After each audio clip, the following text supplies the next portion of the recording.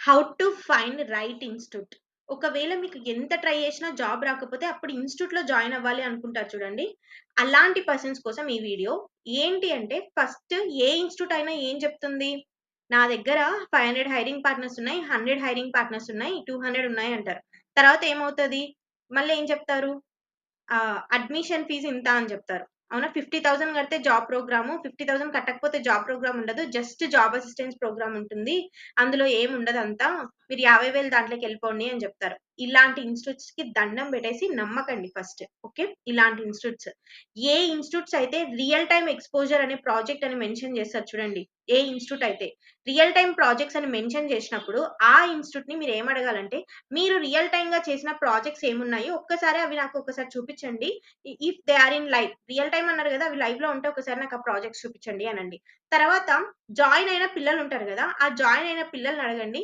Job guarantee program ఉందా? నిజంగానే మనకి జాబ్ వస్తుందా? నిజంగానే 500 కంపెనీస్, 400 కంపెనీస్ హైరింగ్ పార్ట్నర్స్ ఉన్నాయా? అనేసి అడగండి. ఎందుకు అంటే అట్‌లీస్ట్ వాళ్ళకి ఆ పర్సన్స్‌ని కొన్ని క్వెషన్స్ అడగండి. మీ రెజ్యూమ్ క్రియేట్ చేసుకున్నారా? ఒక్కసారి మీ రెజ్యూమ్ చూపించండి అనండి. తర్వాత మీకేమైనా లింక్డ్ఇన్ ఎక్స్‌పోజర్ చూపిచ్చారా? లింక్డ్ఇన్‌లో ఎలా సెర్చ్ చేయాలని చెప్పారా? ఎలా షార్ట్ లిస్ట్ అవ్వాలి ఆఫ్ క్యాంపస్‌లో అని చెప్పారా? అని ఆ పిల్లల్ని రీసెర్చ్ చేయండి. నెక్స్ట్ వచ్చేసేసి మీకేమైనా గిట్ వీడియోస్ చూపిచ్చారా? గిట్ ఎలా అప్‌లోడ్ చేసుకోవాలో చెప్పారా? డాకర్ అని చెప్పారా? ఇలాంటివి ఏమైనా చెప్పారా అని అడగండి. ఇవేవి చెప్పలేదు అని ఆ పిల్లలు చెప్తే మాత్రం ఆ ఇన్‌స్టిట్యూట్‌లో అస్సలు జాయిన్ అవ్వద్దు. ఎందుకంటే that is very waste institute. Okay. Already కాలేజ్‌లో అంతంత ఫీజులు కట్టి అడ్మిషన్స్ తీసుకున్నప్పుడు ప్లేస్‌మెంట్స్ ఉంటాయి, అవి ఉంటాయి, ఇవి ఉంటాయి అని చెప్పి జాయిన్ చేపించుకొనుంటారు. తర్వాత ఏముండదు.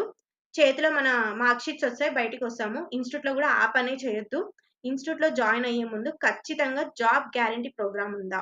లేకపోతే ఎన్ని ప్లేస్‌మెంట్స్ ఒస్తున్నాయి కంపెనీకని ఇన్‌స్టిట్యూట్‌కి అనేసి ఇన్‌స్టిట్యూట్ వాళ్ళని గాదు అడగడం. బయట రిసర్చ్ చేయాలి.